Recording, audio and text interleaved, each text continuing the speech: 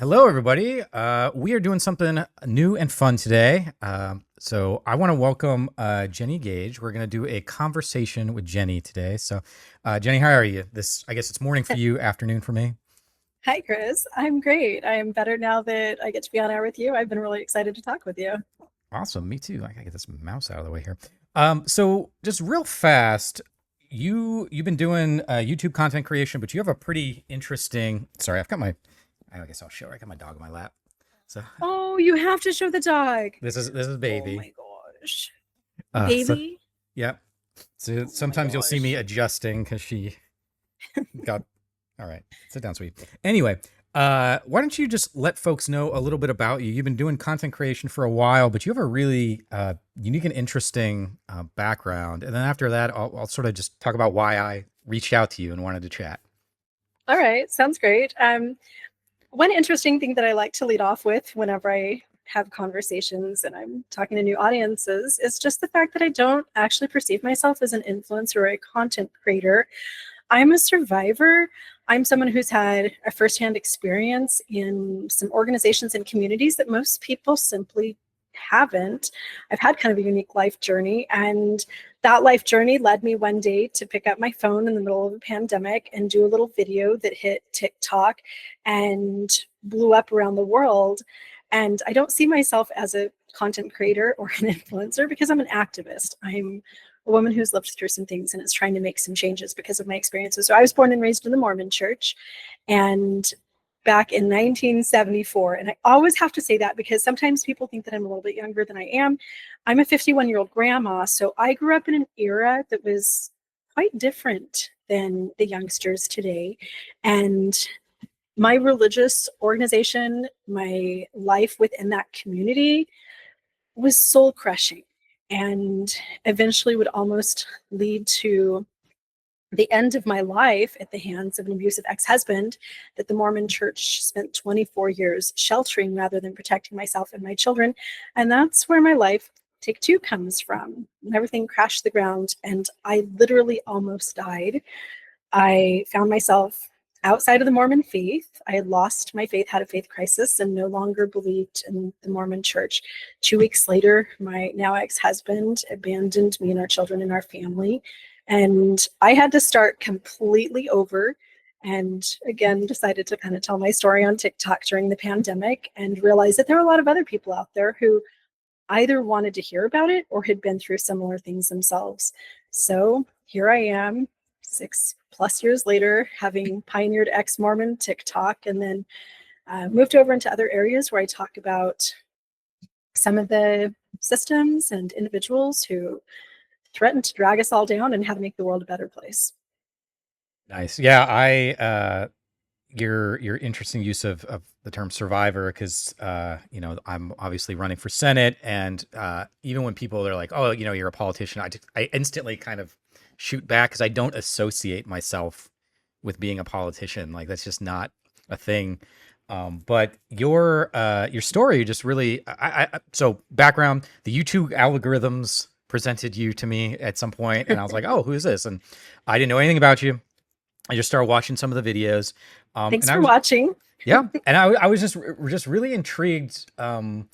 I particularly nowadays, but just in general, I've always found it interesting for this sort of, I guess you call it self-discovery, if you want to call it that, but just this sense of folks kind of getting outside of themselves and the world in which they are a part of and beginning to really see themselves for who they are. And just as a total side note, yeah, when I watched one of the videos a couple weeks ago and you said you were 51, I was like, there's something good in the water over there. So, uh, I have to say that all the time because people think that I'm just this little like 30-year-old who hasn't had that many life experiences. So I drop my age a lot just so that people know that I have a level of experience and wisdom that your 30-year-olds don't.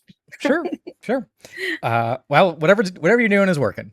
Um, Thanks. and I'm 44. I'm a first year millennial. I was born in 1981, so I'm I guess the elder millennials.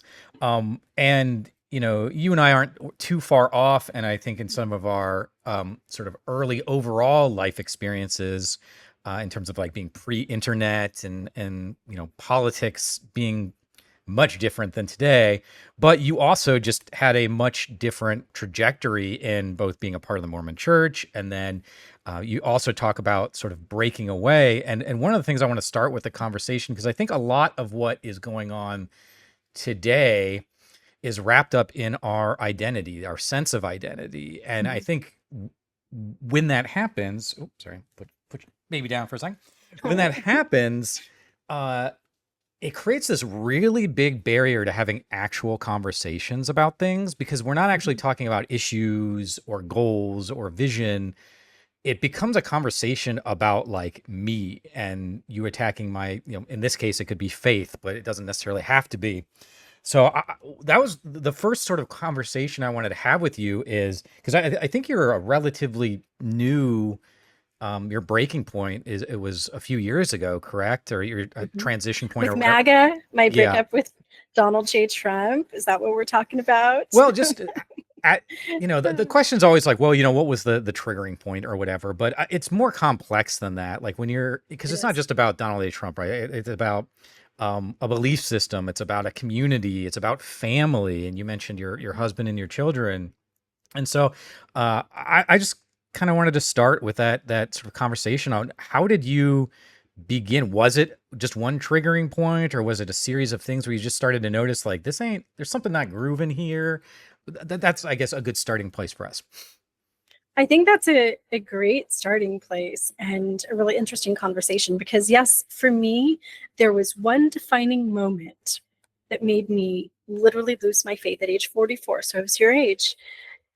This would have been October of 2018 that suddenly, in a 10-minute time span, I lost my faith in the Mormon church.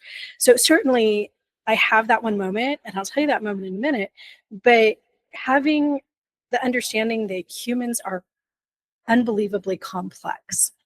So that one moment had many layers of years of life experience that led me to be who I was, to do the things that I did in that place.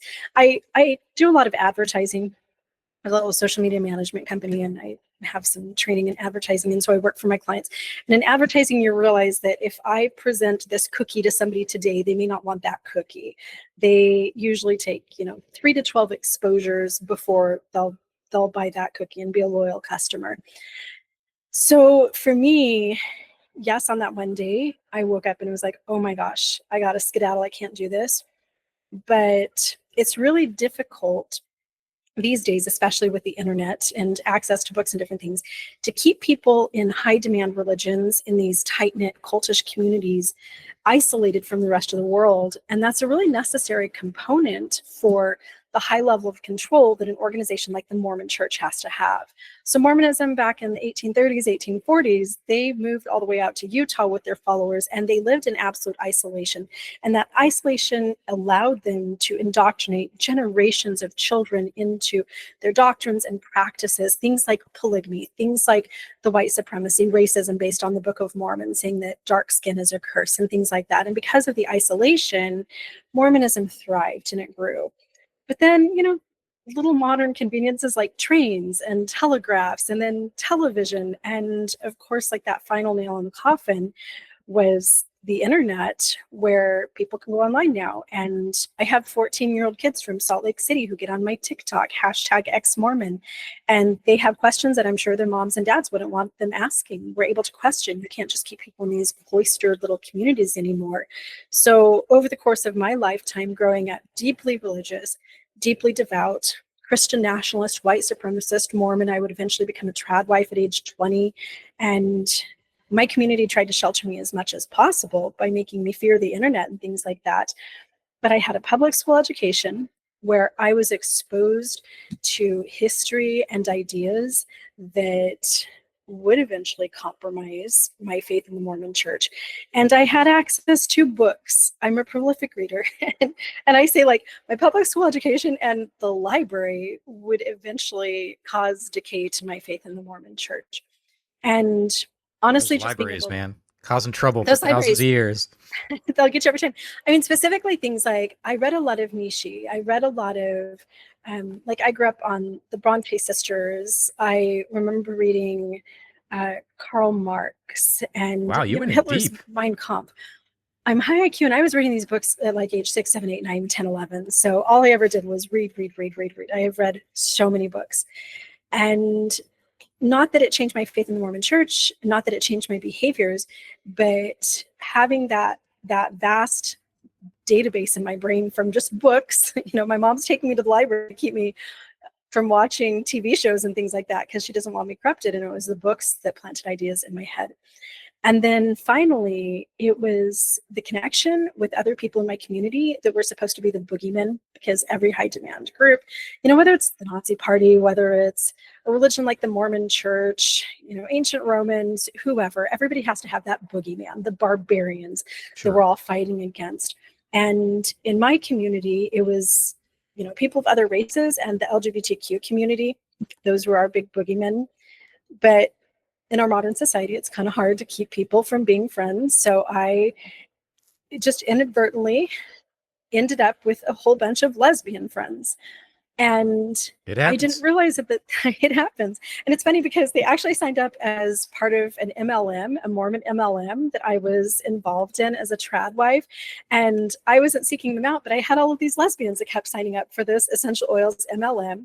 And we became friends. And that connection with the boogeymen caused me to just wholeheartedly fall in love with these beautiful humans and the beautiful families that they were raising.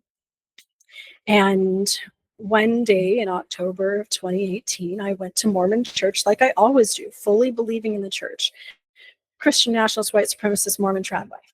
And our lesson that day in the women's group, Relief Society, was entitled The Evils of Homosexuality. And 10 minutes of sitting in this lesson, hearing about how horrible and evil and satanic gay people are.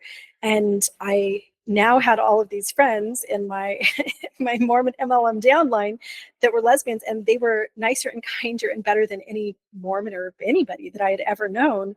And I just snapped. So 10 minutes in this day, like I literally went to church that day, Chris, believing in all of it.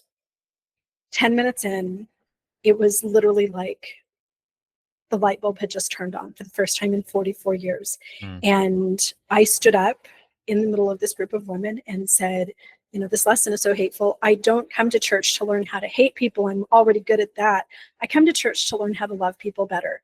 And that's not what I'm getting. So I'm leaving the church. And I walked out of this women's Sunday school group. I texted my now ex-husband from the hallway, and we stood there talking for just a minute. And I was like, we've got to leave. We got to get our kids. We got to get out of here. If this was the first time we'd ever come to this church, would you stay? Would you want to be part of this? And Jake was like, nope. And we drove home, and I've never been back to Mormon church since. But it did take a little bit of time to deconstruct everything else. I was Christian for 4.5 years after that. And it wasn't Mormonism, but Christianity. They're like pushing me out of the Christian church. Everyone's like, poor Jennie, she's an atheist because she was Mormon.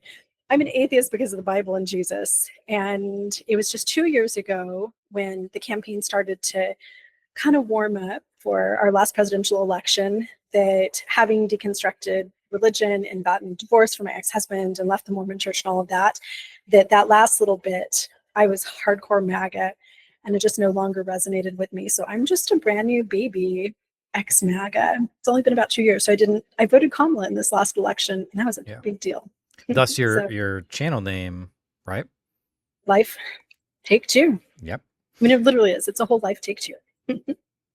Yeah. I think, that's wild. I heard a lot of stories. So one of the things that I'm interested in before I say that is, in this case, we're talking about faith here, right? And then also by sort of an extension, the MAGA movement and sort of republicanism, current day republicanism, but it can be anything. It can be racism, where you're just indoctrinated into that, and then at some point you have to sort of break that mental loop, because as everyone's aware, like, humans are just extremely good pattern recognition machines, and when you're a kid, all those little grooves in your brain they get reinforced over and over again for decades sometimes, and it takes a while to do that. And then when you're talking about your sense of identity, a lot can get built around this. So I'll give you an example. Some people give me a little bit of a hard time for this, but I use the phrase, I'm running as a Democrat. not that I am a Democrat. And I Yes. use that term specifically because even though for most of my life I voted Democrat or on the left, you know, 95% of the time or something, uh, I don't associate my sense of identity with the Democratic Party because the Democratic Party is like an external. Hmm. Our mutual friend Robert calls it like a fraternity. It's a political fraternity, right? And Where do the women fit? yeah, and it just feels like why attach a sense of who you are as a human being to something that will change over time and which you have no control over? Like that's not really who you are. It might be a part of who you are, or maybe there's Democratic Party ideals that you believe in, but that doesn't necessarily mean that like you are a part of that and when deep down, right? And having to make that shift, I mean, that's a big move, and that's a brave move. And I'm sure that didn't come without your fair share of challenges and pushback. That's a really important differentiation too. I love that you say you are not running, you are not a Democrat running for office. You're running as a Democrat because what high demand groups, what cults, let's call it what it is, what cults do is they give you an identity and you become that. And I think that the most difficult thing for me leaving Mormonism was that utter loss of identity. And people don't on the outside realize that that's such a challenge. I had friends around me who weren't Mormon. And they're like, yeah, Jenny, time to party. Like now you can drink alcohol. I'd never had a drink of alcohol. I didn't go to R-rated movies. I wore my Mormon garments night and day. And I was deeply devout. I had never intentionally missed a Sunday in my life. I'd actually had a baby on a Friday, left the hospital on Saturday, gone to church on Sunday. I had never literally most of my life done anything intentionally wrong. I was deeply devout, deeply orthodox. And so leaving the Mormon church, at first it's like, well, yeah, now I can try whiskey for the first time and I can go to the R-rated movies and I can bare my shoulders. I can take off the garments and wear a tank top for the first time ever. And there's a sense of freedom, but I didn't know who I was anymore because Can the I ask Mormon you a church had question told me. real Yeah, fast? Like, did you yeah. during that sort of initial opening period or whatever, did you still feel those like pings of guilt from when you had a drink of coffee for the first time or Yes. a drink, an alcoholic drink? No, because I was at that point dissociating and the confusion, the chaos that I was plunged into by my worldview no longer being there. That was the foundation that my whole life was built on. I was confused. I was in shock. It was an absolute sense of grief. Like just waking up in the morning and instead of saying my prayers, realizing, oh, there maybe is no heavenly father. I don't need to read the Book of Mormon because Joseph Smith was a scam artist. I related to the Truman Show, Jim Carrey, and he's Hmm. living this totally artificial life in the bubble. And then he finds out, oh my God, my mom, like all of this is fake. I'm being paid to be on TV. And just imagine like what that feels like that your whole entire life is fake. That is what I felt like. And I couldn't really enjoy or feel guilty about the cup of coffee or the whiskey because I was in absolute shock. And then 2 weeks after I lost my faith in the Mormon church, my marriage of 24 years would crumble. So I really Was that didn't get to related have. to the separation from the church?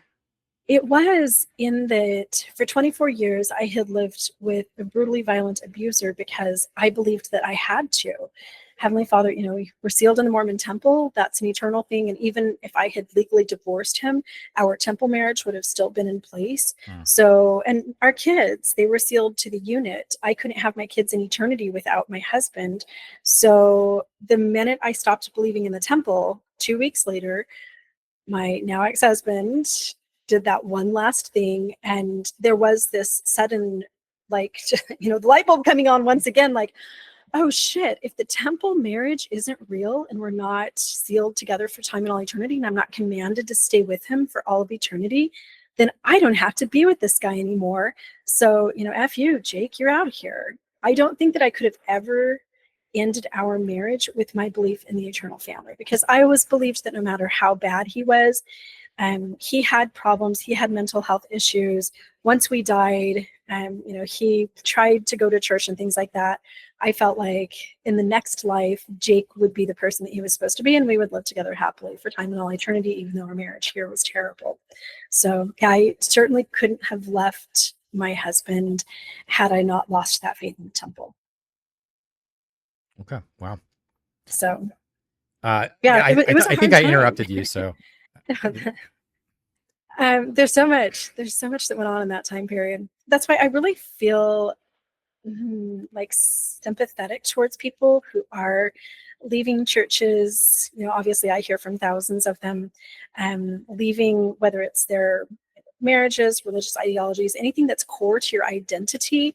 When you leave that stability, you're plunged into chaos. And for me, just 2 months into this, I tried to take my life. That's actually why I'm literally called Life Take Two. I woke up in a coma, and woke up after the coma, and was like, oh, I'm still here.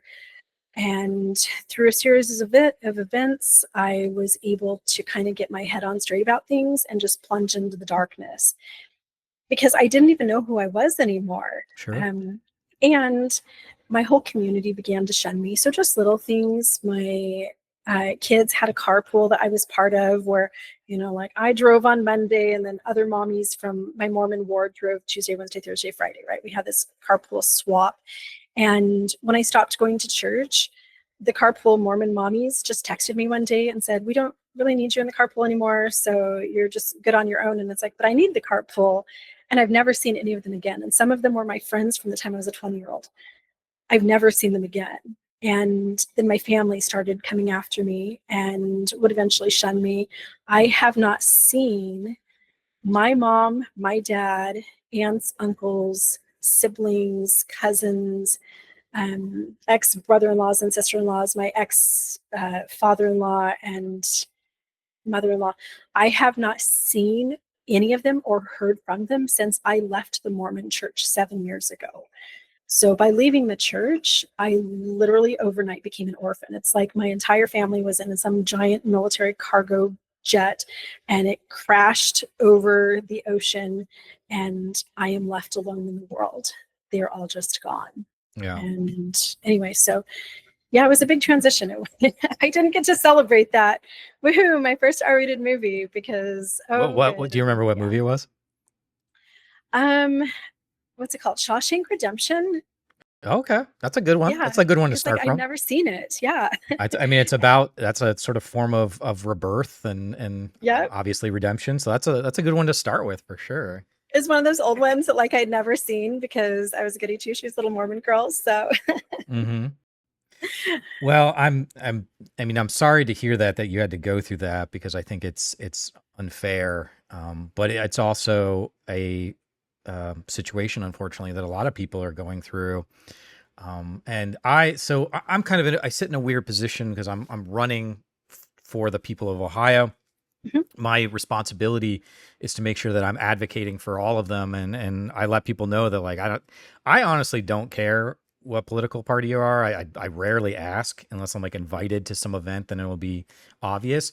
But I'm just there to talk to people and to listen to people. And one of the things that I've tried to do is remind folks that as hard as it is, as scary as it is to make some of these changes, that it's also an opportunity to really start growing and to doing things that are not only beneficial to you but beneficial to those around you, even if at first it might seem like just completely overwhelming and daunting.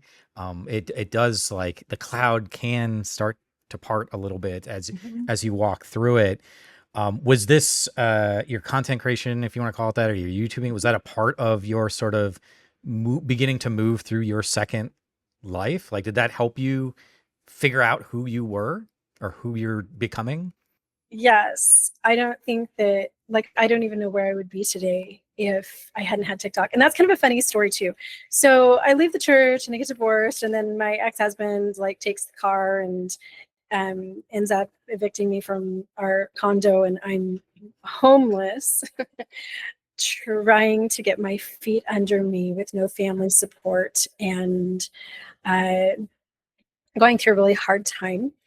and just kind of couch surfing with friends. Sometimes I would sleep in my vehicle and trying to like I got a sales job with the company that me and my ex-husband, used to have together, and just got a little job as a sales rep and started flipping furniture and all this stuff, just trying to make ends meet. And then I Yeah. would meet my partner, Kevin, who was never Mormon and has been just such an incredible supportive partner walking through things with me that helped me deconstruct a lot of my Mormon stuff and a lot, just be there for me, help raise kids together and things like that. So Kev was a big part of me being able to transition, because I had nobody. And then I had this solid team who saw a vision for me. And I was very ill. I'm actually still a high functioning disabled person. I have an anoxic brain injury because of the attempted unaliving. And during this time, I was having constant seizures and completely homebound, living in an uncle's guest house. And because I was so sick and in and out of the hospital all the time, and mostly just stuck on my couch, um, literally like all day, I couldn't drive, I couldn't do anything. And then this pandemic hits. My kids were on TikTok all the time. There's no school. This new TikTok thing was on everybody's phones. And I told the kids, I don't want you guys on your phones all the time. We're taking TikTok off the phone. And my little son, I think he was 9 at the time, he's like, Mom, come on, don't take TikTok off our phones. Let me put TikTok on your phone. Oh, geez. Because I couldn't even like That's how walk it out the door starts. of the house. Yep, that's how it starts. So my little son puts TikTok on my phone, and he's like, the algorithm will read your mind, and then it will only give you the videos that you really need, Mom. Like TikTok knows what you need. So during this time that I was homebound, bedbound, recovering from this anoxic brain injury with, just not long after homelessness in my life, very much in chaos, still trying to figure out who I was, and a pandemic in full force at this point. One day I came across somebody who was making fun of a Mormon prophet. His name is Mitch Shira. And he was just kind of doing a little Saturday Night Live spoof, and it had this little hashtag ex-Mormon in the bottom. And that was the very first ex-Mormon TikTok video I'd ever seen. And I was like, why would anyone watch ex-Mormon stuff? And why would he put this up here? And it kind of just created space for me that maybe there's other people out there like me who no longer believe in the church and are feeling lost and confused. And I started doing my first couple videos. So literally like a couple days later, I did my first video about I used to be a Mormon trad wife, and that's why I'm unemployed and homeless. I was in bed all day. I took a shower, put on some makeup, shot this little 60-second video. My little 9-year-old helped me post the video and edit it and everything, and figured out how to, Mom, here's how you do a description and some hashtags. And I posted it. I didn't even know how to get back into it or read comments. But the next morning I woke up and I had thousands of people who were going through deconstructing Catholicism, deconstructing evangelicism, who were just lost and confused. And they didn't know, like, I believe in Jesus, but I don't believe in my pastor anymore. And then I had this huge group of ex-Mormons in these comments. And my son told me how to like DM people and stuff, like, Mom, here's how you use your app. And I ended up on the phone with other people. And some of those early creators in the ex-Mormon space who are incredible dynamic, some of them with PhDs and authors and, people who just happened to be Mormons who had come out on the other side, they became my only friends. And they were just a phone call away. And it's kind of the Salon de Refuse. Remember in France where they had the main art exhibit every year, and the French government wouldn't let people like Monet post their paintings there. So they started the Salon de Refuse, all of these artists and Hmm. creators who weren't good enough because they didn't have the religious stuff. I feel like we created this little Salon de Refuse, this group of people, and it was actually those friends in that ex-Mormon space which helped me deconstruct and break down and grieve the loss. And it wasn't a party, it was a grief. God was dead. My temple covenants were dead. Everything that I believed about, I don't know if I'm going to see my grandma again. That faith that I'll live with grandma forever was dead. My little group of ex-Mormon TikTok people helped me grieve that. And then as I saw some of them who were further ahead of me in just the deconstruction and reconstruction, I started to role model, and it's like, I know that I can find purpose, that I can create new rituals around Christmas, that I can find a space for, faith and spirituality in a way that fits in my atheist beliefs. And I literally, I couldn't have gotten to where I am today if I hadn't had my little son put TikTok on my phone during that pivotal time. Well, there you go. You heard it here first. Buy TikTok stock. Um, yeah, it's really intriguing. So one of the things you use the term deconstruction quite Mhm. frequently, and I don't mean anything by you, but I'm always a little hesitant to use that term simply because I think for a lot of people it sounds like hoity-toity liberal talk, like, oh, I'm deconstructing or whatever. But really, at the end of the day, what we're talking about, and again, like my job is to represent everybody. I'm having you on not as like a, fight the religious Mhm. overlords or whatever. Like I'm just talking about your story, listening to your story. Um, but I do try to when I talk to people, I try to remind them that whether you call it deconstruction or whatever, it's an acknowledgement about your role in the world that we live in and how you Mhm. can contribute to these things. And whether you're religious or not, whether you believe in any particular god or not, like that's not really important. So for example, I had a friend who I was talking to, and I noticed he'd made a Facebook post, and it was this long list of like all of these, things where it's like about his business. He's proud of his business, and his relationship with his wife is great, and like just all of these like bullet points of all these things that are going really well, and he attributed them all to God, Mhm. right? And I was like, okay, well, I just want to remind you that everything you listed here, you did that. Like your relationship with your wife is the result of hard work that you put into this situation, along with your wife, obviously, to build that relationship. And like, don't forget the parts in which you are responsible for the world that you are building around yourself. And I think it becomes very easy to get kind of stuck in some of those mindsets. And I just sort of remind folks that at the end of the day, it's sort of the difference between making decisions or sort of acquiescing to the world in which you have been a part of and just sort of doing that, which sort of going to lead me into hopefully will be an interesting conversation. So I don't think you know this, but the Volpe family motto, I've said this before, has always been knowledge is no weight to carry.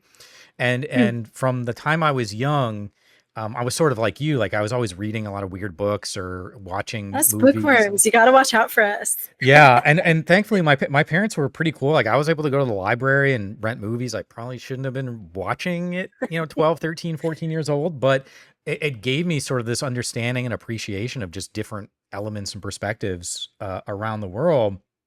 And one of the things that I've noticed also being a teacher is this idea that it's very prevalent now where it's like simply introducing concepts to people is going to somehow warp them.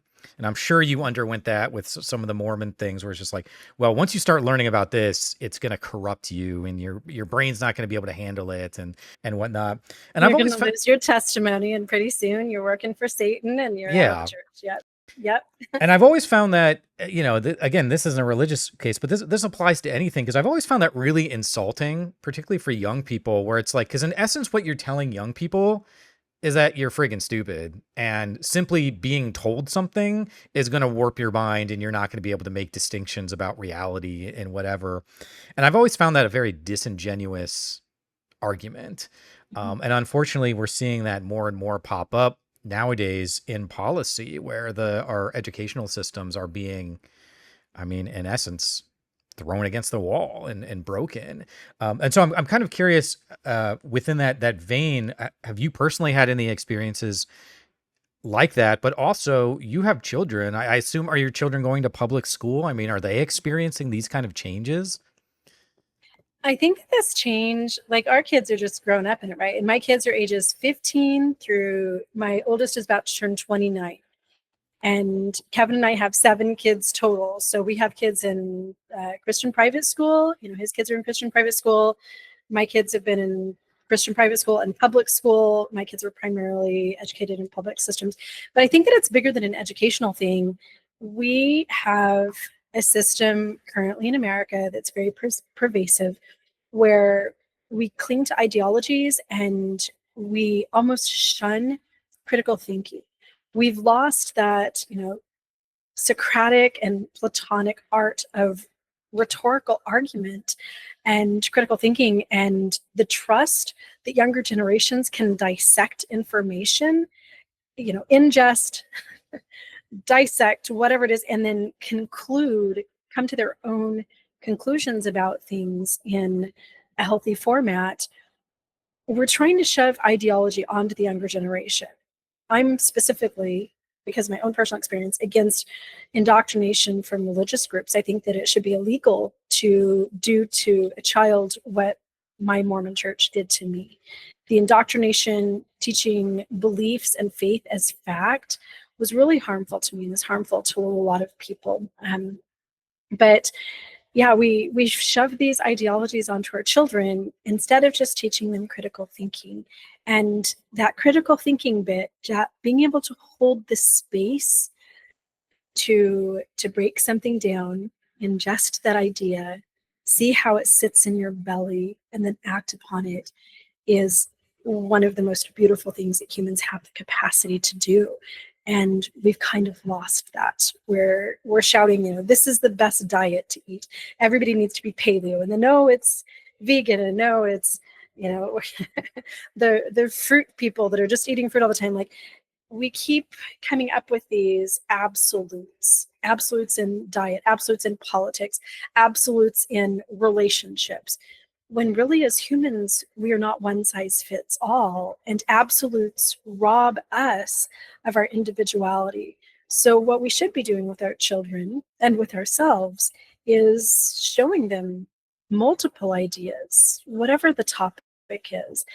For you and I to read books on a wide variety of topics and then decide what's the best way to be, what philosophies resonate with me, and what do I think is going to make the world a better place. That's one of our greatest human rights. As an atheist, in a lot of the things that I do, I am anti-theist. I think that religion is harmful, but I'm not out trying to break down religion and rob my partner, who's a Christian, and my stepdaughters and my daughter, who are Christians. I'm not trying to rob any of them of their religion. And this magical space right here of I could be wrong and they could be right. We need to hold that for one another. That's where the critical thinking should lead us to. With critical thinking, I should be able to break down the different arguments, look at the different theories, come to some possible different conclusions, and then pause, knowing that it is impossible for humans to have all of the answers to everything. The Christians could be right. I could die and Jesus might be there telling me I'm going to burn in hell forever, and they could die and there's nothing, and my atheist self was right. Because we don't know, and we can break down the arguments and look at all the different angles, that space of I'm allowing you to come to your own conclusions while I come to my own conclusions, still loving you. That space is currently missing from our society, and it's very much needed. Yeah, I think you hit on a couple things.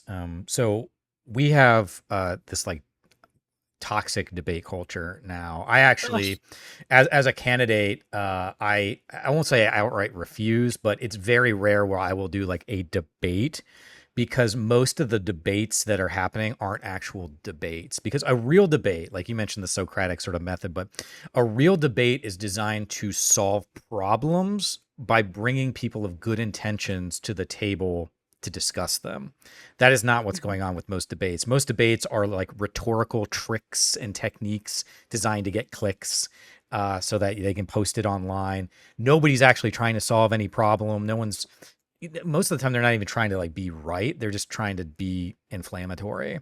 And so attention, clicks, yeah. views. Yeah. And so that's a base level of me. It's like, I will talk about anything with anybody as long as I feel like they have good intentions and they are willing to be open to actual conversation. And I think part of that, you mentioned that the critical thinking as a teacher, a large part of what I do is getting them to critically think and understand that when you go, so I teach at the college level, which is, obviously different than K through 12, but for college, you know, Not much. yeah. But like Not en- 90% of no, what I my do, my college kids are so childlike sometimes. I yeah, love yeah, it. sure. But like, 90% of my teaching is like, I'm not trying to teach you facts. I'm trying to teach you how to learn, how to educate yourself, how to, like, when you get a piece of information, there's a little ping in the back of your head. You're like, that doesn't quite sound right. And then give you the tools where you can go find out if that is true or not. And so learning how to learn is really like, that's the foundation of education, wisdom, critical thinking, so that you can start to understand these things. And then I think you also hit on a very important topic, and this is where I have been, for better or worse. Again, I'm running a campaign. Who knows if this is going to be successful in any way? These are just things I'm trying. But Wishing you well. I want your success. thank you, thank you. But I think that every idea needs to be able to stand up to challenge. Every idea. Now, that doesn't mean you can just challenge an idea because you're too lazy to actually like do your own research and you're just going to be like, "Wow, I just want to be a pain," and just, challenging an idea doesn't mean just constantly being negative against everything. Like, challenging an idea means, again, you have good intentions where you're like, "I don't quite understand this," or "I don't quite understand like how these pieces fit together. Let's go and figure it out together." And then if we can do that, then, who knows what solutions we can come to, right? But it What you're requires, explaining though is curiosity. yeah, That curiosity is one of the greatest human traits.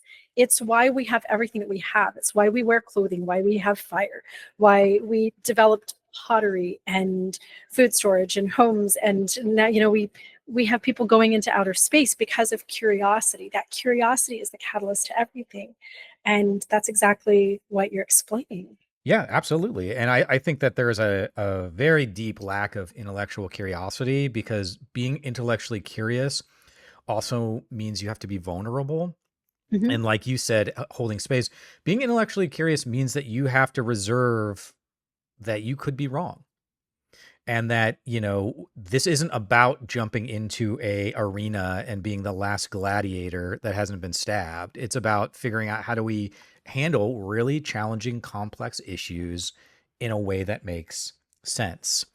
When I was Mormon, when I was in my religious community, I was that gladiator because I knew there was no curiosity. I had a full knowledge that Heavenly Father and Jesus Christ had made the world, had restored the gospel to Joseph Smith, and that I was born into the Church of Jesus Christ of Latter-day Saints, which was going to usher in the second coming.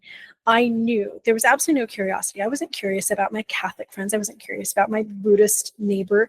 I wasn't curious about anybody. I had that full knowledge and I was the gladiator literally defending my faith every second of my life, whether it was as a high school cheerleader handing out Book of Mormons to the new girls at the beginning of every season, or like whatever it was. I knew I was a gladiator in defense. That's a really great way to put that.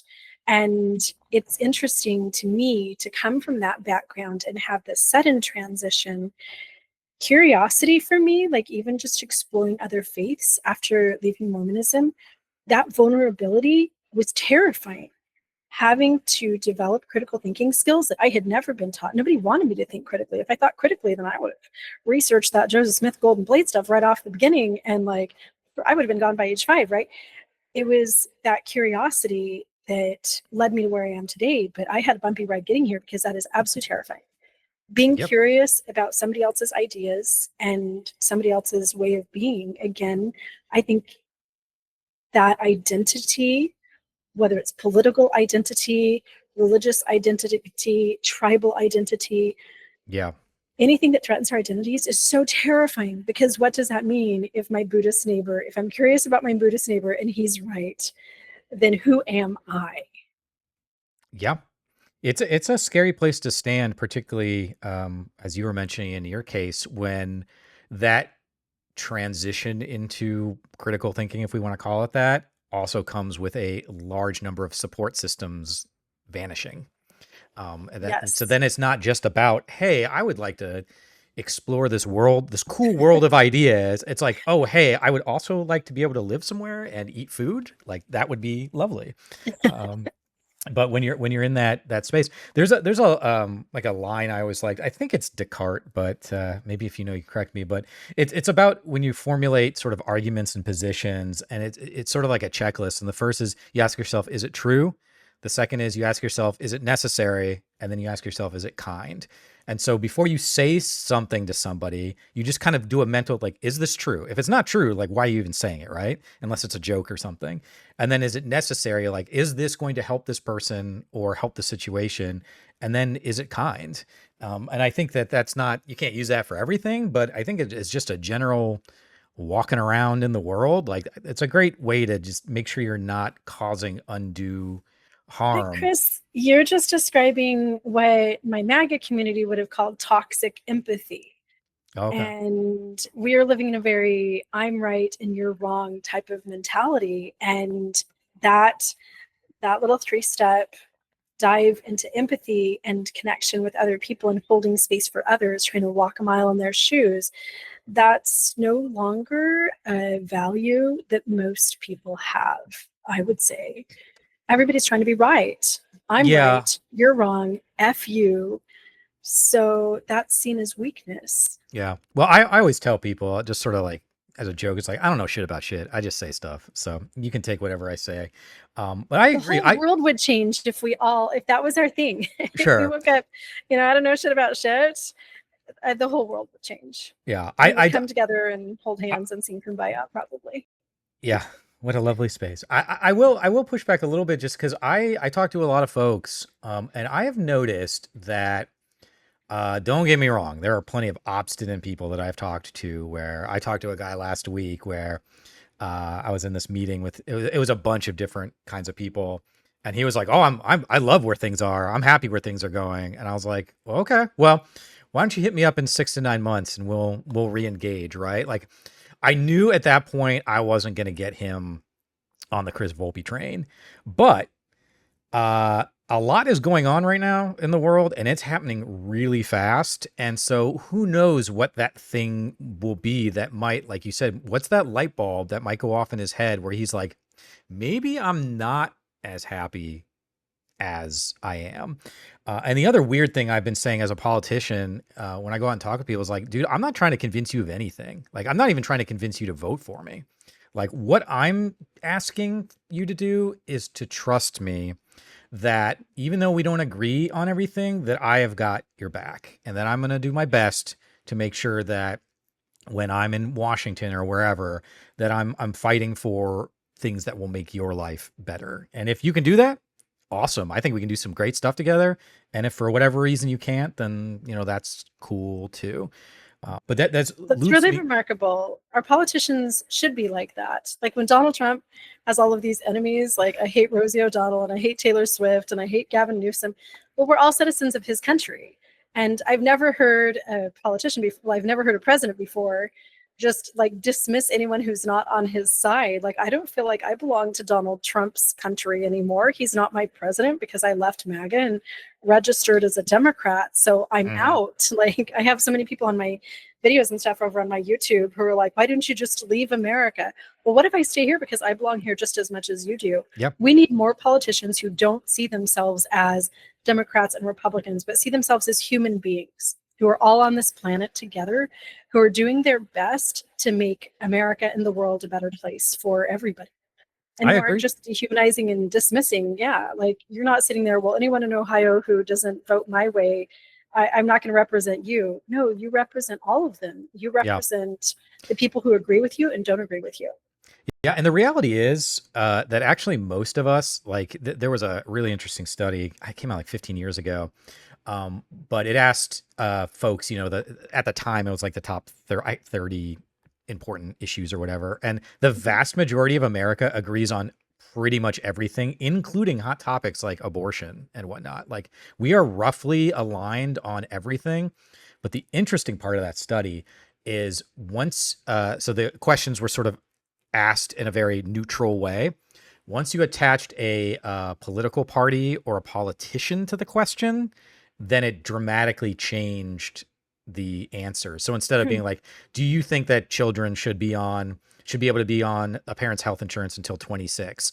Overwhelming majority, I think it was like 83% or something, said yes. I have to double check. Someone in the comments can double check for me. But if you say, do you agree with Barack Obama's ACA policy that children should stay on until 26, the number drops. So as soon as you attach a philosophy to it or a person to it, it changes. But And that's not our fault. Like, we're in this system where the politicians and the people who make money, whether it's whoever's in leadership, right? mhm, They want us to be polarized. They don't want us to come together and no longer need them. And we've had this trickle down lifestyle forever. The trickle down finances, the trickle down policies. I don't know. I feel like some of the big players don't want us to agree on things I because then agree. they're going to I lose agree. their base. Well, I mean, it's the fact that we have a two-party system. I always say, like, I don't think there's red Mhm. states and blue states. It's a reflection of the fact that we have a two-party system. And when you have a winner-take-all voting system, people talk about, let's have a third party, right? It doesn't matter if you only do a winner-take-all model. Over time, it will always trend to a two-party system. That's just how the math kind of works out. And so yeah, there are people that benefit from this system, and So the answer is I to think it's have leaders gross. at the top like you.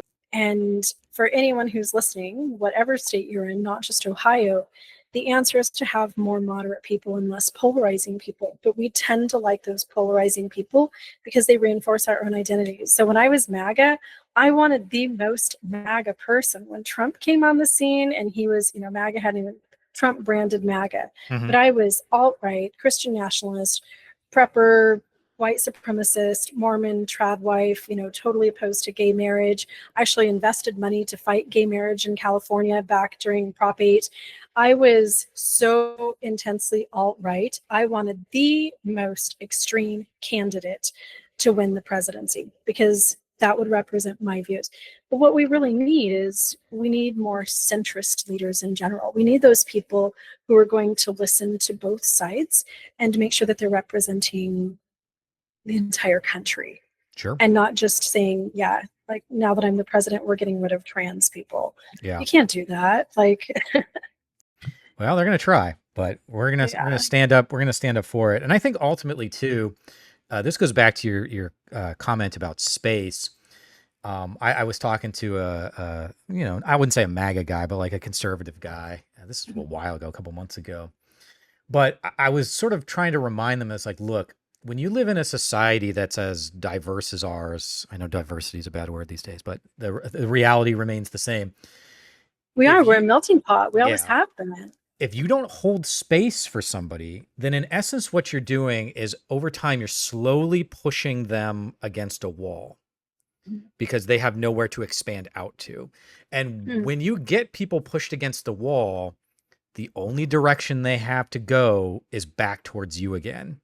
And so if you create this situation, I think a lot of folks nowadays are like, oh, well, we can somehow remove them from the United States. But that goes to your comments like, I'm not going to leave. Like, this is my country too. This is just as much my country as it is yours, believe it or not. And when you start pushing people against that wall, that pressure is going to increase. And at some point, it's going to blow up. And then when it blows up, what always happens in history is how strong is the foundation of the group that's doing the oppressing. Because when it blows up, if that foundation is not strong, it will crumple. And I try to remind people at the leadership. So again, in Ohio, my job is like for example, cost of living. Like my goal is to like make it Mhm. affordable. I'm just a normal guy. I work paycheck to paycheck. I'm not a billionaire. I'm not even a millionaire. You're not a trust fund baby. No, I work paycheck to paycheck. I got my How many 70. times have you flown to outer space this year, Yeah. Chris? Well, I feel like I'm in outer space sometimes, but I've never been there. Uh, but ultimately, at the end of the day, these people in leadership right now they're opportunistic cowards.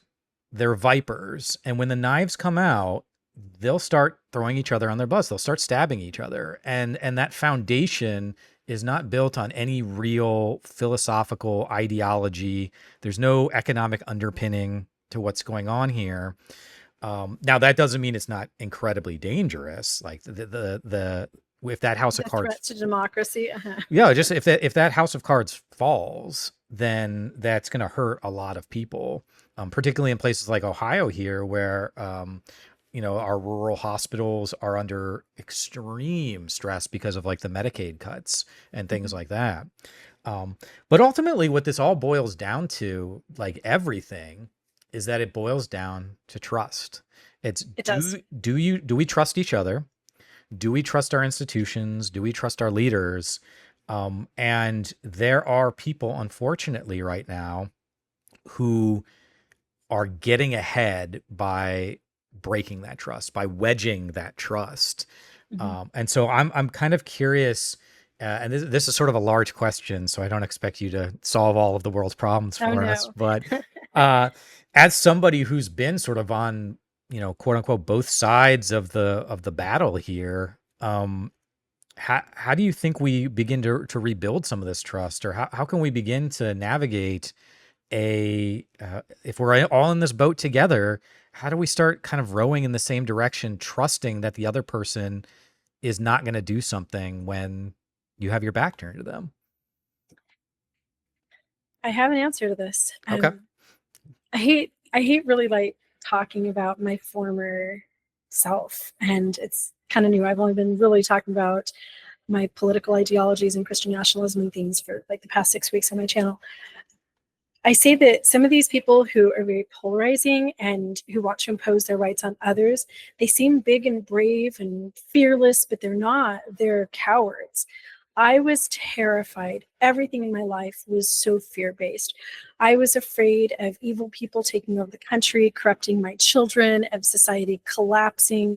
When gay marriage started to be talked about, I was deeply afraid that literally, like, our family systems would crumble to the ground, marriage would disappear, and we'd have all these orphaned children because a couple of gay guys in California had a wedding at the city courthouse. I was fear based. I was a coward. And I was very much afraid of anybody without my ideologies being in charge. And then leaving that behind, leaving my church, leaving my faith, leaving my community, and being out here in the world, I lost that fear. Just like making friends with lesbians made me not afraid of gay marriage anymore. I'm definitely not a lesbian. I'm not going to marry another woman. I'm not going to marry a man either. I have a domestic partnership. I don't believe in marriage at all anymore. But I'm able to hold that space because of that connection with all of my lesbian friends, for them to have partnerships and to have all of the same legal rights that I have. And I believe that the answer to everything is very simple. We turn off our TVs, we turn off Fox News and CNN and all of that. I do not ever watch the news for any reason. I do keep up on, I have a couple of different newspapers. Not that I'm ignorant over here. Um, I walk out and I talk to my neighbors all the time. We have to start on a very intimate level, getting to know the other humans around us. Mm-hmm. If you don't know the color of the wallpaper in the bathrooms of the neighbors closest to you, if you don't know their pets' names, how many kids they have, then this world is going to continue in the path that it is. We change it from the bottom up. I loved JFK's little, famous speech, ask not what your country can do for you, ask what you can do for your country. I think that we live in a time where we think that other people are going to solve our problems. I can eat cheeseburgers my whole entire life, have triple bypass surgery, and then I can take a heart medication and I'm fine. My doctor solved that problem. The surgeons solved that problem. We can overspend. The average American has something like $6,700 in credit card debt. We can destroy our finances. We're this consumer-based economy where we don't save up for anything. We're all upside down. We have this huge deficit in America, and then we want somebody else to fix the problem for us. We need higher wages. We need whatever. We are very much used to sitting back right now, and I don't know why that is, but as a society, we want someone else to fix it. So yeah, society's crumbling. Men are lonely, women are lonely, our kids are lonely. We have the highest suicide rates in generations, and we need a new president. We need a new something. Let's get rid of TikTok. Let's do this. Let's do that. The power lies in our hands. And the moment we realize that we can actually limit how much our kids are on their cell phones, we can rebuild our tribes. We can stop driving as much, including the environment. We can just boycott Amazon and put him out of business. And then there are no more billionaires. Like, we actually hold all of the power. And I have made huge measures in my own life after deconstructing everything to kind of, like, I don't want to just talk the talk on my YouTube and my podcast and things. I walk the walk. Every single day, I am device free in the morning, unless it's a work related phone call, texting someone I'm going to podcast with or something. I have talked to no less than a dozen of my neighbors today. I just go out, I sit on my porch, I eat my little organic breakfast and drink my protein shake, and then I walk to Trader Joe's. I have intentionally moved myself in to a tiny apartment in Midtown where I can walk. I sometimes don't even know where my car is in a parking lot because I will have gone 3 or 4 days without having to drive it. I am intentionally doing my little part to connect with other people. And what's funny is I have people of all nationalities in my condo complex here, all kinds of different religious ideologies, all kinds of different political standings. And I love all of them. And I love them because I've looked at them face to face. Mhm. Once a month, I bake treats. I take to my neighbors, Oh, hand man. deliver. I need to move This next to month you. is, I know. So my neighbors are like, I'm getting fat. And when me and my teenagers and my partner will go deliver treats, and we'll stand on just one neighbor's porch for half an hour. Eventually, somebody will invite us in, and we'll watch a TV show together and get to know each other. Chris, that's how we change the world. Yeah. I agree. Like, you mentioned moved in. I moved in, this was 2021, I think. I intentionally moved into a smaller apartment because at, what was I, like 38 at that point or something? I was just like, I have an insane amount of debt. I have like $120,000 in student loans and Ugh. credit cards and all sorts of stuff. Uh, and I'd been trying to be, kind of financially responsible about 2018, 2019 to just try to do better. And I was like, I moved into a really pretty small apartment, was more expensive than I wanted. And then now I'm in a even cheaper apartment. And I was just like, I'm just going to try to live as frugally as I can. And over the course of about 7, 8 years, I went from nearly $200,000 in debt to, I was actually at $9,000 in debt until my car died. So that jumped, I had to go get a car, and that jumped it back up again. But I chopped out, over $150,000 in debt over the course of about 7 or 8 years. But it took a lot of effort. We And, have to and be intentional, but you know what? We're smart. Humans have the capacity yeah, to come up with a solution, put in the effort like you've done, and solve our problems and start living our lives again, start connecting to other people, start having more free time, start being able to do things that we want to do and make a difference in the world. for sure. And I'd We're argue, capable. as a a senator, as someone going to Congress, like, my responsibility is to also help make life easier for people so that they can make those decisions. Because it is really hard to, like, pay off your student loans when you can barely pay your rent and your grocery bill. Yep. Meanwhile, Jeff Bezos is buying his third yacht or whatever. And the thing I tell people, that, like, we are in this state, like this state of America. This didn't just fall out of the sky. This is a result of decades or generations of intentional policy decisions that have brought us to this point. And we can change those by being, setting priorities. And, like you said, being intentional about what we want this world to look like, which ties into my, like, last little thing here, which I think you hit on, which is, I think you would be very surprised, not you, the royal you, everybody, all of us, you'd be very surprised when you realize, when you are an active participant in your life, that changes everything. When you realize that you can start making these changes and you can start building towards the world you want to live in, which in essence is why I'm running. I am not a politician. I'm not a career politician. I don't want to be in Congress until I'm 70 years old. But I was just like, I want to be an active participant in building out the world that I want to live in. So I here I love the am. phrase public servant, right? Mm-hmm. Like, you're a public servant. You are running for office so that you can help the public. Yep. And I assume this is a weird space because this is a special election, so it'd be 2 years, and if I'd probably run And again then you for a have to full run term. again. Yeah, but I'm telling people, I was like, look, in my brain, I'm like special election and then a full term, and then if I like it and people want me around, maybe I'll run for a second term. But after that, like, I want to get back to my life. I like my team. I like the work I do in building up this video game industry here in Ohio. I like teaching. And so I don't want to be in Congress forever.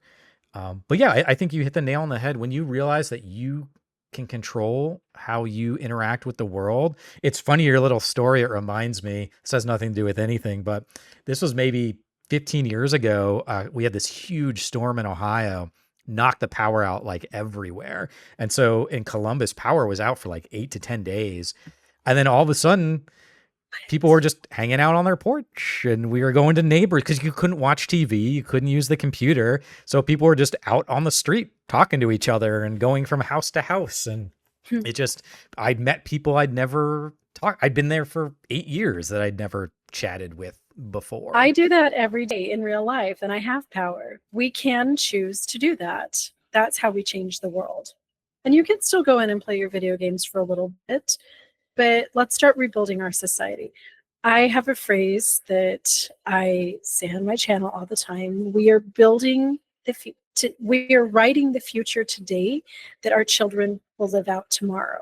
We're literally writing the future. Where we are today, that's the result, as you say, of decades of policy and behaviors and, some events that happened to us that we didn't choose. But it takes a long time for us to see the fruits of some of our behaviors and policies. And today we are living out things that they wrote for us in the past. But now it's on us. We are literally writing the future with everything we do. Well Let's write a said. good future. I want my kids to inherit a great world. Absolutely. Very well said. Well, Jenny, I really appreciate you being on the show. Is there a place that people can follow you and get a hold of you if they want to watch your content and whatnot?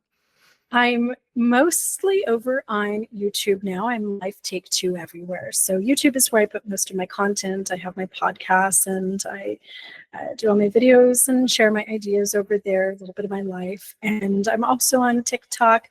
I drop in there once in a while to say hi to my, my 400,000 followers over there that I pop in at least once a month.